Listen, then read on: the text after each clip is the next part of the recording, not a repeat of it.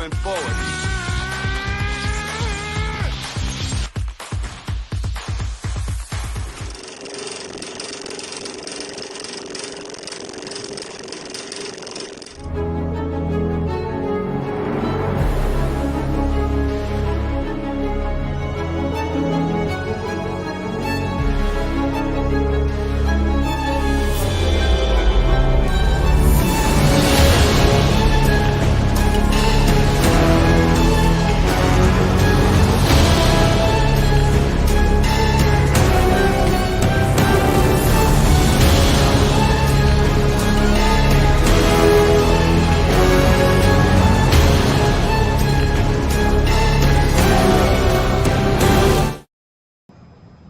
You want to get nuts? Let's get nuts. It's lights, camera, action, and it's another episode of the Director's Cut right here on the Bloodline Entertainment Network. I am Greydon, and I'm your guide through the world of movies right here. As you see, I have my good friend Batman here saying, let's get nuts. You guys ready to get nuts when we talk about The Flash tonight? You want to know something? Before you do that, check the description down below. Find us where we're posting content every day. Down below, Twitter, the website, bloodlinenetwork.com. Find all of our socials down below. Interact with us. Tell us about your day. We have some awesome polls up. We have some awesome articles happening, posting daily. Check them out. You can also find me, Greydon, on all my social medias listed down below as well. So without further ado, there's a lot to talk about, and let's get right into it. I'm going to do this a little bit differently than I normally do. First thing I do is I normally take us through a synopsis. So I'm going to take you through this movie synopsis. Then I'm going to take you through the comic synopsis of what this movie is based off of. Then we're going to talk about the movie. And I have some awesome little video clips that I'm going to throw in from time to time for just some fun.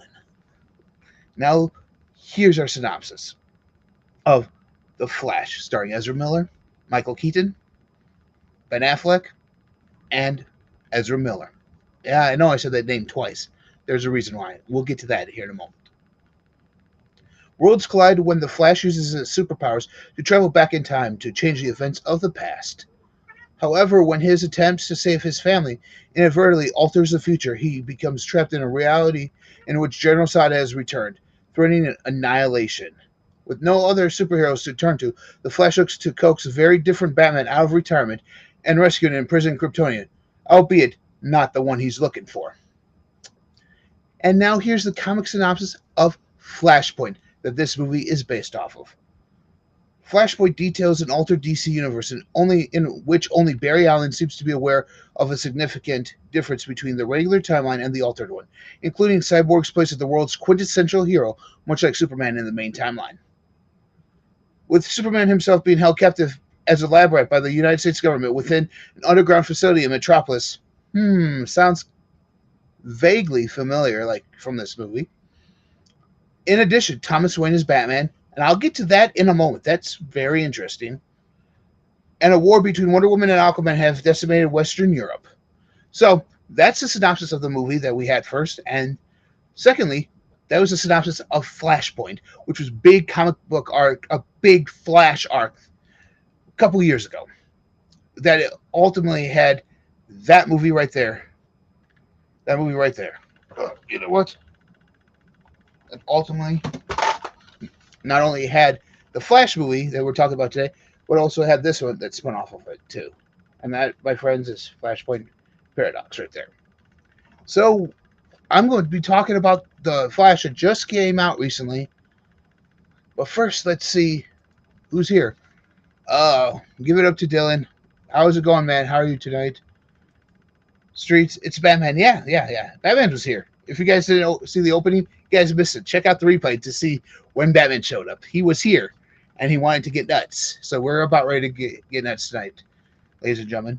So, without further ado, before I get into the Flash, you know what? I'll get into the Flash, and then I'll do this first.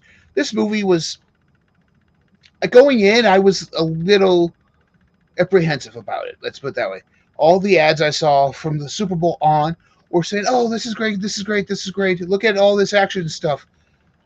Everyone everyone who I've seen who saw this movie, Tom Cruise, Stephen King, a few others of these, say, "Oh, this is a very good movie. This is the best superhero movie of the year." So you go into with these high expectations, and I'm kind of excited and stoked to talk about this tonight with you guys. First of all, it's a story of Barry Allen. We all know Flash is Barry Allen. Well, the first Flash, the main Flash in DC that they go with is Barry Allen. There's Wally West, there's Jake Garrick, there's Bart Allen. Yeah, there's a whole slew of Flashes, all with the same moniker of the Flash. But we're talking about Barry Allen. You might know him from the CW show played by Grant Gustin. This one in this movie was played by Ezra Miller. This is a sequel to Justice League and the Snyderverse. So this is kind of like the second to last movie in the Snyderverse because Aquaman comes next.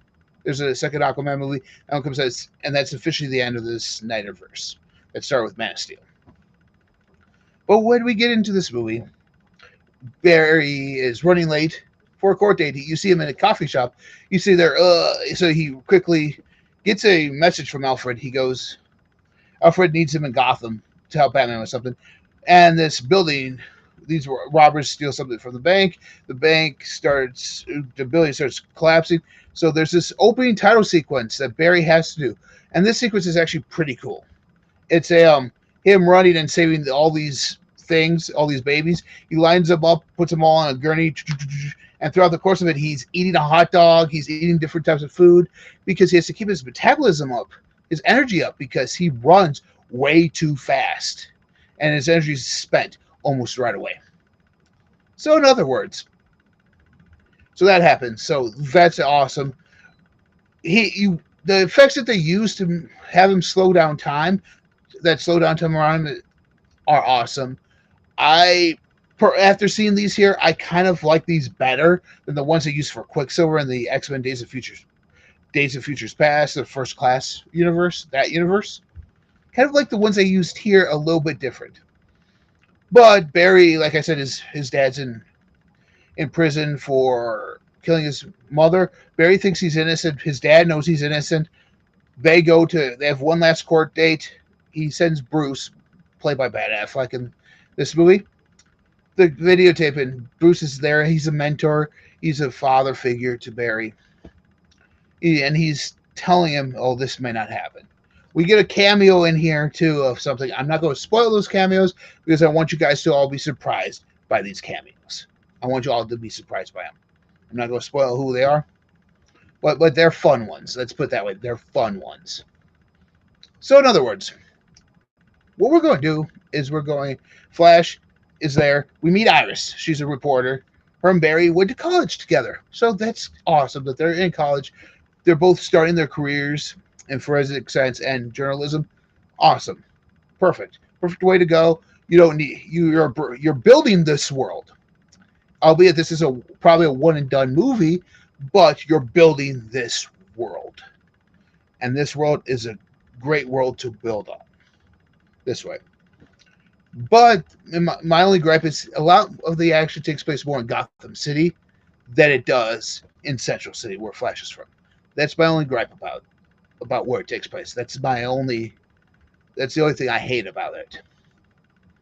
Then what we get is Barry is reminiscing about the past, and during the thing he's reminiscing about his mom. He has some flashbacks as he sees his little teddy bear that his mom gave him, which was the last gift his mom ever gave him. He does this and he remembers it, so he tries to go back in time to try and get his mom back, to see if things would have been different, to see if his dad, just to get his mom back. He misses his mom. He wants her back. And this is where Barry's life always happens to go. Whenever Barry has a dilemma or whenever they need to reboot something with Barry, they always use this mom card. They use the mom card of Barry Allen going back in time to help his mom, to try and save his mom from dying. However, it always messes something up in return. Barry, for all intents and purposes in the comics, in Flashpoint, just wakes up one day and the world around him is different. He doesn't remember how it happened. He's powerless during the comic book arc, during this story arc. And you see, but here's the thing about that. Barry's powerless, but he uses his mind, which is his best feature of Barry Allen.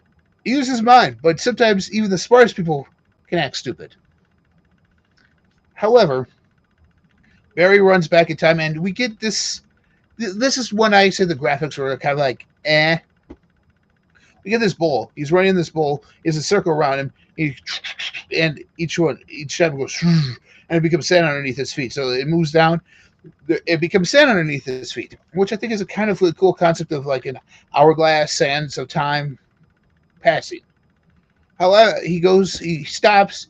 He's in the time where he is, and this mysterious wraith. I won't call it a wraith because I'm using the vernacular for the comic books. It's a time wraith.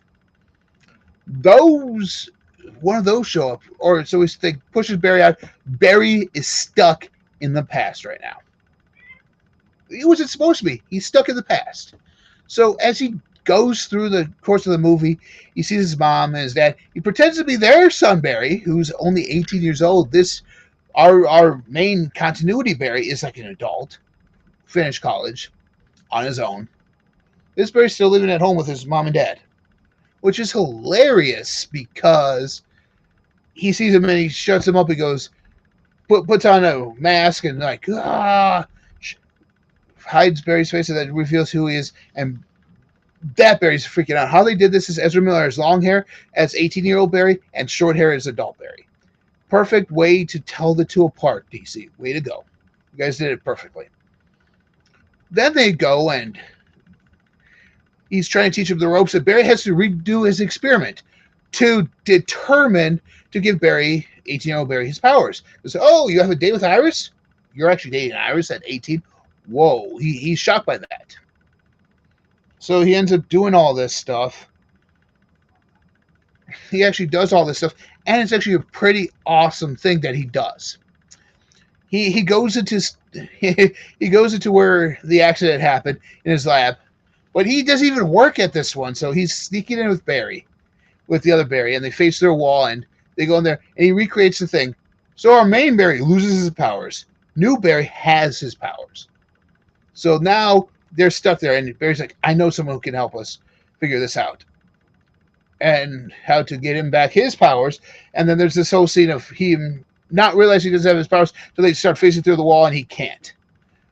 He kind of gets, you kind of can see the eye right there. The way they did it is awesome, where Ezra Miller puts his eye up against the wall, and then they did some cool special effects with computers, and then they bring it out, and his eyes against the other side of the wall. That was actually perfect. I enjoyed that. It kind of showed how he's facing, and you can see him running. Barry's run in this movie is hilarious as the Flash. It's like lanky and long, like if you were 6'7", and you weren't running just straight up and down. You were just like running. It's hilarious because it's like it's over exaggerated. Let's put it that way. It's over exaggerated. So Barry comes in. He does that. They do it. They go find They go find Batman. Okay, he does all this searching, and we know Cyborg is still Vic Stone, and he's a star football player, star quarterback of his high school in Gotham. There's no reference of Arthur Curry, Diana Prince, Superman at all. But Barry finds out that there is a Batman. So they go and see this Batman, and this is where the trailers all kick in. We meet Michael Keaton. It's good to see the guy back for Batman 89 and Batman Returns. It's good to see him. And he beats up both Barrys. He's sitting there eating pasta and explains what time travel is. He explains exactly what... I went to the public library to try to make sense out of all the madness. The place was boarded up, shut down, so I broke in and borrowed some newspapers. I don't get it, Doc. I mean, how can all this be happening? It's like we're in hell or something. No, it's Hill Valley, although I can't imagine hell being much worse. Blaney. I'm sorry, boy. The lab is an awful, awful, awful, awful mess. What? Obviously, the time continuum has been disrupted, creating this new temporal event sequence resulting in this alternate reality. English, Doc. Here. Let me illustrate.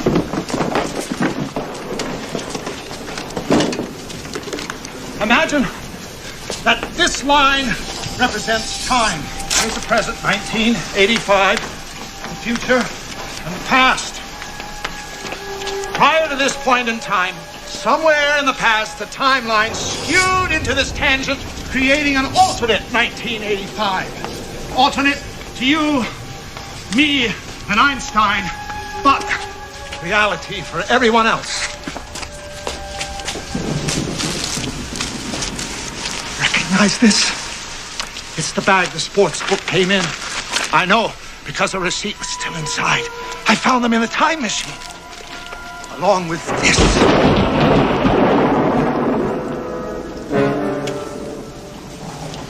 It's the top of Biff's cane. I mean, old Biff from the future. Correct.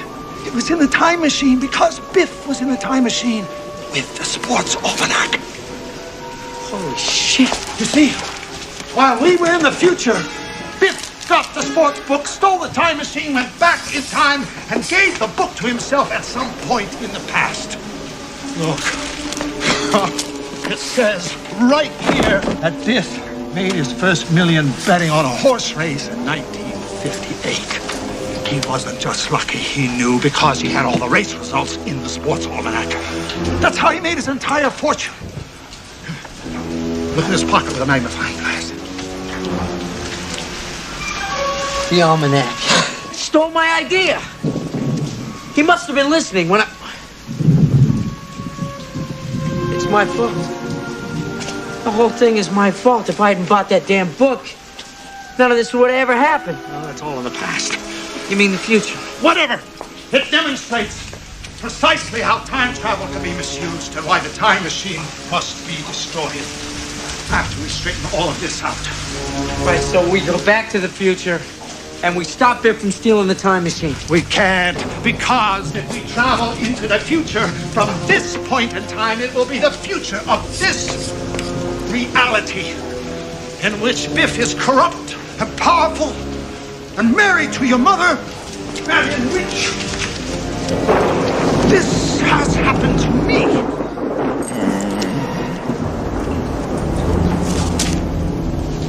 No. Our only chance to repair the present is in the past, at the point where the timeline skewed into this tangent. In order to put the universe back as we remember it and get back to our reality, we have to find out the exact date and the specific circumstances of how, where, and when young Biff got his hands on that sports almanac. I'll ask him. All right, so as you guys can see, that scene from Back to the Future talks about how time is linear. However, this Flash movie kind of throws that into a tangent. Let me explain. Here's what it is. The Flash movie makes it clear that time travel doesn't have a linear effect on the timeline. Time travel doesn't simply create a branching timeline, kind of like we saw there, when they change a historical event. Rather, their actions reverberate forward and backward across time, causing rippling changes in both directions, past and future, thus being a bowl of spaghetti. And that's how Batman in this movie, Michael Keaton, explains all this. It's like a bowl of spaghetti. Like, time is like a bowl of spaghetti. So he does that. They explain it. And by using his computer and the reveal of the Batmobile from '89, we find out that there's a Kryptonian being held in Russia. Kind of like in the Flashpoint, where there's one being held in what was it? The U.S. But you see in Flashpoint, it's different because now we're getting another Bruce Wayne. We're getting another Batman.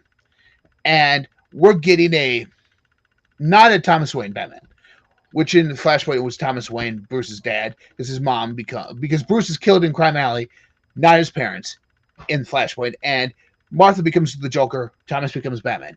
Period. That's what happens. In here, we're getting Michael Keaton Batman. And it's very nostalgic. You hear the score by Danny Elfman.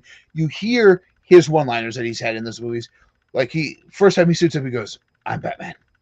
and then he goes nuts. You want to get nuts. So those scenes that we've seen from the trailers happen right in here. So we as we go through this movie, they go into break out the Kryptonian that's in there. And I say this Kryptonian because it's not Superman.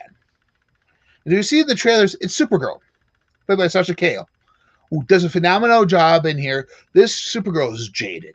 Like, she's been locked up in a bunker in Russia for years. Her and Clark's ships in the course of Man of Steel were separated at the same time. Hers landed on Earth. Clark's never made it. We find this out by Zod. Zod intercepted it and killed Clark. So it's just Kara now, avenging that and everything. So the fight between Zod and all of them happen throughout the course of this, and the two Flashes. Stuff happens, and so the other Barry, 18-year-old Barry, finds out that Barry traveled through time. He wants to do it too, so he does it. And he starts having his effects. He starts seeing things that are happening that are constants. See, in here, these are constant, or these constants happen all the time. These are different points within that must be achieved. Bruce's parents die. Hal Jordan gets Minster dies. Super Krypton explodes. These are events in DC Comics that happen no matter what. No matter what. Nora Allen dies. There you go. These are events that happen. These are constants that happen. And no matter how many times you go back in time, these constants always happen. Look into the Spider-Verse. Or look across the Spider-Verse. The canon events. These are canon events, which I like that terminology better.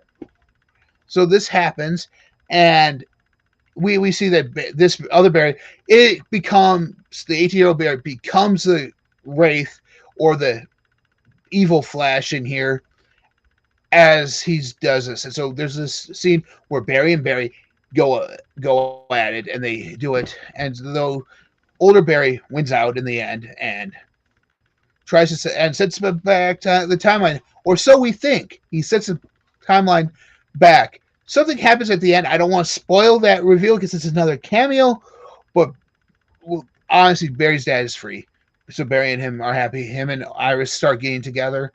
So it's building blocks here of what could possibly be a future of the Flash. However, it will be without Ezra Miller, because right now, for some odd reason, it's tanking at the box office. Is it because of Ezra? Maybe. Is it because of James Gunn's announcement? Maybe. However, it had the setup for that. And the good news is the director of this, Andy Muschietti, has actually been signed on to do Batman Brave and the Bold in the new DCU, which is a ray of hope if this guy understands the nuances of these characters. Because every scene that Batman's in, he actually makes it to where it seems like it could be a Batman movie. Ben Affleck's roles were awesome. Michael Keaton's roles are awesome. So he understands the characters and how loved these characters are. And I'm looking forward to his view on Batman Brave and the Bold. So, credits roll. Awesome soundtrack plays. We get an end credit scene. I'm not going to spoil that because it's another cameo. And there's a bunch of cameos in here. So keep your eyes open if you haven't seen it yet. Keep your eyes open as to the cameos. They're amazing. And it will take you all the way back through DC history. Through Warner Brothers DC history of projects that they've done. Projects that have succeeded, projects that have failed. So be ready for that. What would I give this? What would I give this in response to this?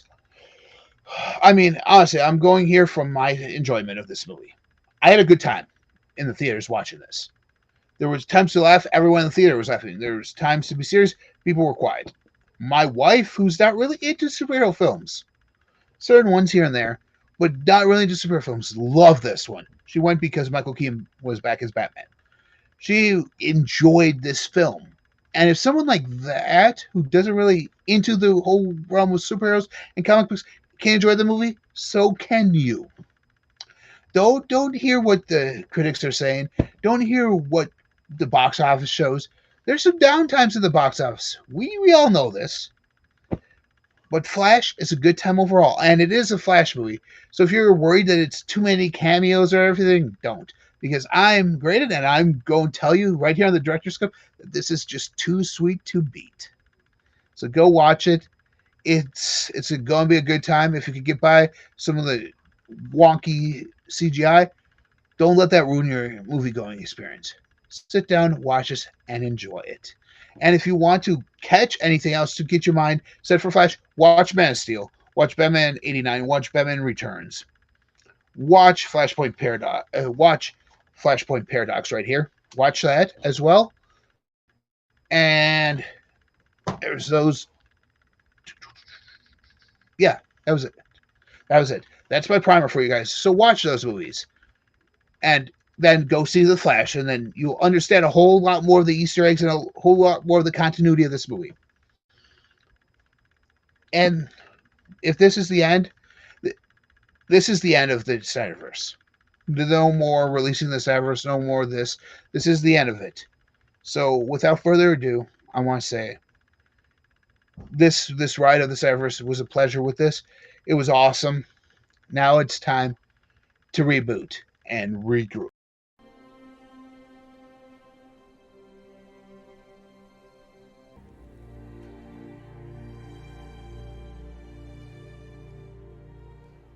How bad? We lost 31% of the Earth's molten core. The planet's rotation is compromised.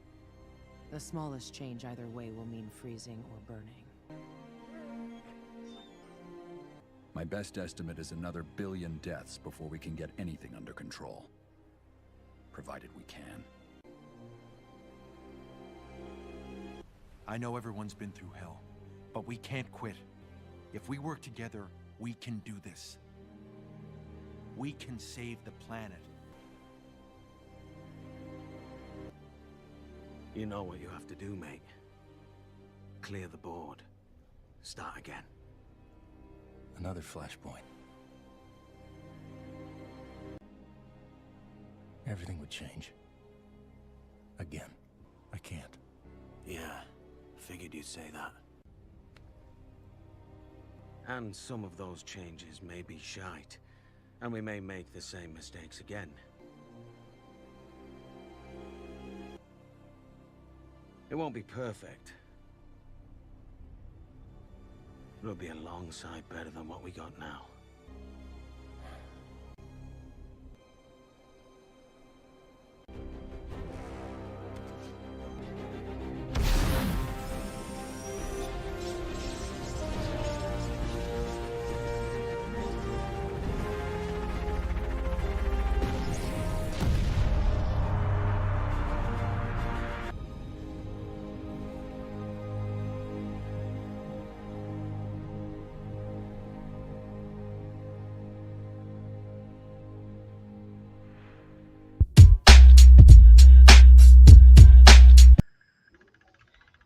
All right. As you guys can see there, Flash rebooted the universe. So we're now geared up for James Gunn's DC, folks.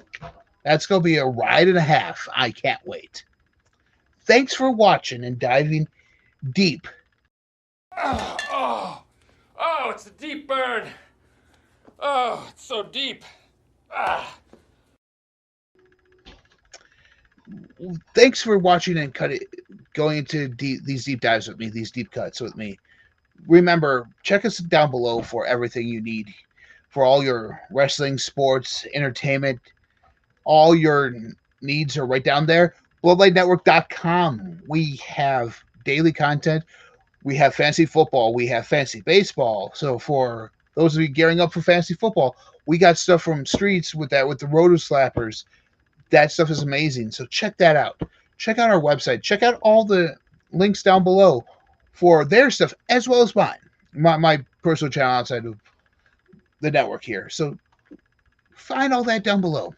And until next time, remember, I will be back here with you guys next week for a major Marvel meltdown. That's going to be good. We're going to talk all things Marvel and the MCU next week and where I see it going. I could be very wrong, but it's what the signs are pointing to. So, without further ado, I just want to say, remember, there's more to the movies than what we see on the screen. I'm Greydon. I'll be your guide through these films and their history right here on the Director's Cut. And we have someone who just popped into the chat. Let's see, we got Street saying good stuff. Thanks, man. Thanks for watching. Everyone who's popped in, thanks for watching tonight. And until next time, I'll see you guys later.